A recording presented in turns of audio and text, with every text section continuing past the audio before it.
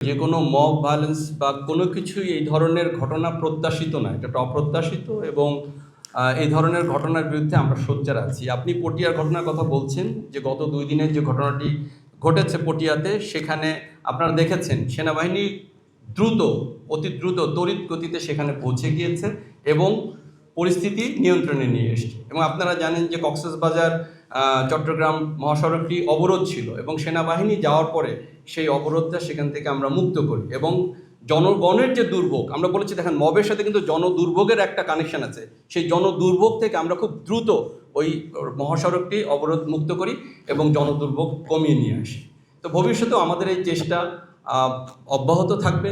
আসলে সেনাবাহিনী তো সব জায়গায় প্রত্যেক ডোর স্টেপে যাওয়া সম্ভব না, বাট যেখানেই ঘটনা ঘটছে আমরা সেখানেই যত দ্রুত সম্ভব পৌঁছে যাচ্ছি।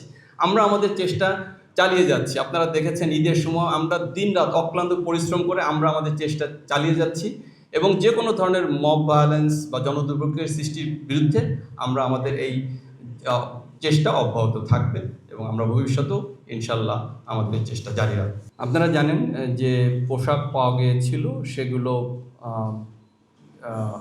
এই বিষয়টি নিয়ে বাংলাদেশ পুলিশ কাজ করছে এবং এর পেছনে যে মাংলাসিন মারমা যাকে ধরা হয়েছে, আপনারা জানেন পত্রপত্রিকায় এসছে, সে এখনও গ্রেপ্তার হয়নি।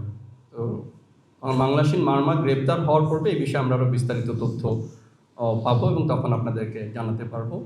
আর আজকে যে অপারেশনটি আপনারা জানেন, এই অপারেশনের কেএনএফ এবং বাংলাদেশ সেনাবাহিনীর মধ্যে ব্যাপক গোলাগুলি হয়েছে এবং ভোরের দিকে 2 জন সদস্য কেএনএফ সদস্য গুলিবিদ্ধ হয়ে নিহত হয়েছে এবং এছাড়াও 3টি এসএমজি, একটি চাইনিজ রাইফেল এবং 364 রাউন্ড অ্যামুনিশন পাওয়া গিয়েছে। সাথে আরও কিছু সামরিক সরঞ্জামাদি এবং নথিপত্র আমরা উদ্ধার করতে সক্ষম হয়েছি।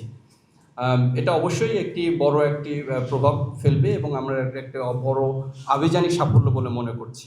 এবং আপনারা এটাও জানেন যে কেএনএফের ভয়ে যারা বিভিন্ন বম পরিবার এখান থেকে চলে গিয়েছিল, তারা পুনরায় আবার তার 138 জন গত সপ্তাহে বসতভিটাতে তাদের পূর্ববর্তী বসতভিটাতে ফেরত এসেছে। তো এটা আমরা একটা বড় সাফল্য হিসেবে বিবেচনা করছি। দেখুন, এটি একটি রাষ্ট্রীয় বিষয় এবং রাষ্ট্রীয় পর্যায়ে নীতি নির্ধারকগণরাই এই বিষয়ে সিদ্ধান্ত নেবে বলে আমরা মনে করি। আর প্রথম যে প্রশ্নটি আপনি করেছেন যে আমরা নির্বাচন নিয়ে আসলে অনেক মতামত বা তথ্য আমরা দিয়েছি, বাট ফ্যাক্ট ইজ আমরা এখন পর্যন্ত নির্বাচনের নির্দেশনা পাইনি।